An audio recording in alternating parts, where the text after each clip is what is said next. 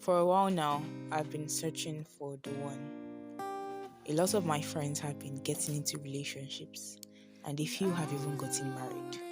But I have no one, and it hurts. Obviously, I'm joking. If you know me, you would know that's not true at all.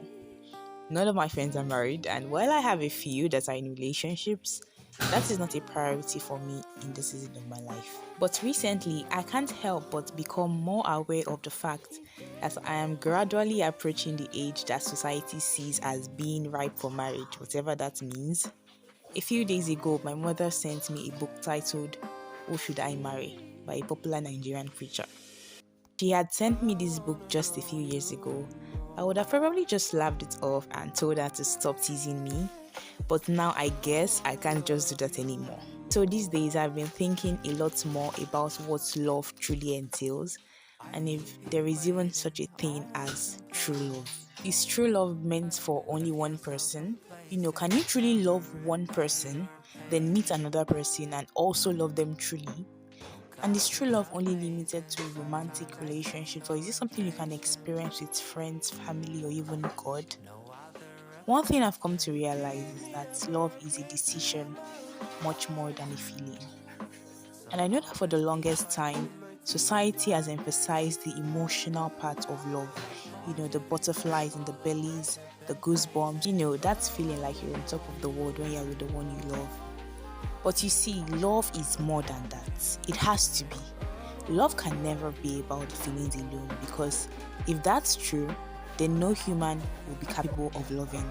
Because one thing that's so common to us humans is the fickleness of our feelings.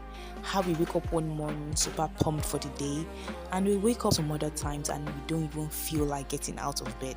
But at the same time, this does not mean that we should totally disregard feelings, as they are also an integral part of what love entails. So yes, there is a certain type of way you will feel towards the person you love. But if you let feelings take the rudder, the ship will never sail far.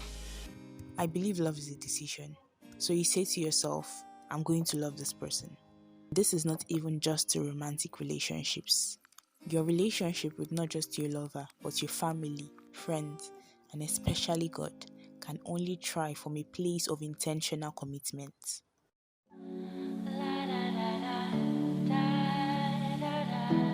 I'm feeling overwhelmed. There are a lot of books and movies these days that portray true love as when the guy is a jerk to every single person apart from the girl he loves.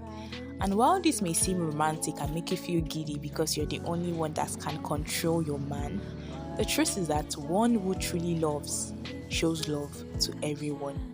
And if he's acting like that to everyone, it's only a matter of time before you have a taste of that side too. Because love is not exclusive. It doesn't segregate. A friend and I were once in a conversation, and she was talking about what someone did to her, and I found myself trying to defend the person, and she just said, "You like making excuses for people." Of course, she didn't mean it as an insult, but she just made me conscious of the fact that I did like making excuses for people. I'm not saying this to paint myself in a good light, as I'm not perfect myself, but I've just realized that it's something that's really lacking, especially in this current generation. We are so quick to think the worst of people, even those we claim to love. We are so quick to cut relationships when our loved ones take a single action that we don't understand. And we will save a lot of our relationships when we choose not to assume, but instead think the best of people until they, beyond reasonable doubt, prove otherwise. The time is like 9:30 p.m. and I just realized that I have not eaten any real food today. So I just want to get to the kitchen now and cook something to eat. And you guys know the funny thing? Like, I'm not even hungry. I don't really feel like eating. I'm just even thinking that do I really have to cook? Because I'm not hungry. My tummy is fine.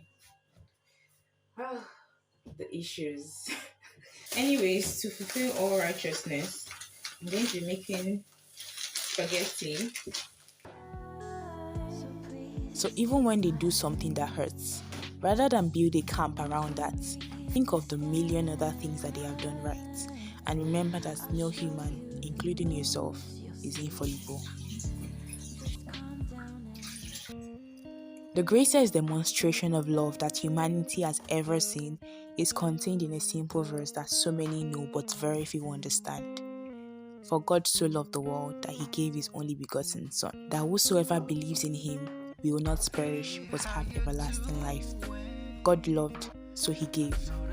Love will always be demonstrated through our actions. And the truth is, we won't always feel like. I'm pretty sure Jesus didn't feel like giving his life as he bent his knees and his tears wet the ground at the Garden of Gethsemane. I'm sure he thought it over and over and over again. It must have been a very hard decision. And that's what love does. It makes us make the hard decisions. It makes us do things we wouldn't have done normally. It makes us go out of our comfort zone to please the one we have chosen to love.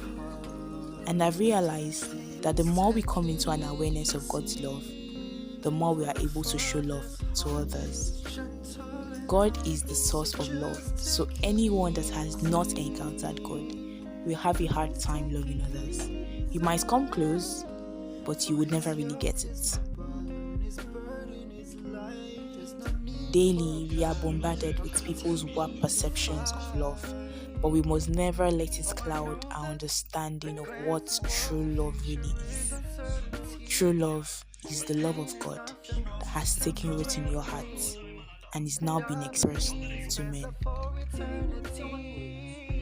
So drop all the drugs down the plate and the liquor, and